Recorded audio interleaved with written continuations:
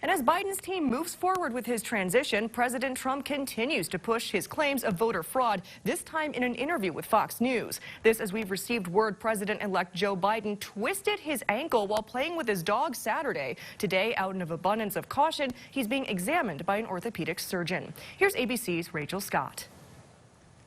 President-elect Joe Biden is expected to announce key members of his economic team this week. Sources telling ABC News former Federal Reserve Chair Janet Yellen is Biden's choice for Secretary of Treasury. She's brilliant, she's experienced, and she has very broad support. The progressives like her, but so do Wall Street and corporate America, and she has bipartisan support. If confirmed, she would be the first woman to hold that position and would likely play a key role in coronavirus relief negotiations that have stalled. Congress has failed to reach a deal on the next round of relief, with unemployment benefits, protections on student loans, and moratoriums on evictions all set to expire at the end of the year. The president-elect has already announced some of his nominations for his foreign policy and national security staff. It's a team that reflects the fact that America is back, ready to lead the world, not retreat from it.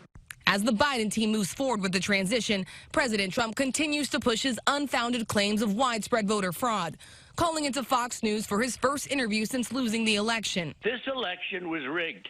This election was a total fraud. Since the election, the president and his allies have had at least 30 of their cases thrown out of court for lack of credible evidence. The latest defeat, Pennsylvania Supreme Court justices unanimously dismissing a Republican lawsuit to toss out more than 2 million mail-in ballots. In a concurring statement, Justice David Wetsch writing, "They have failed to allege that even a single mail-in ballot was fraudulently cast or counted," noting several of the Republicans who brought the lawsuit participated in primary elections under this system without complaint, adding courts should not decide elections when the will of the voters is clear. Rachel Scott, ABC News, Washington.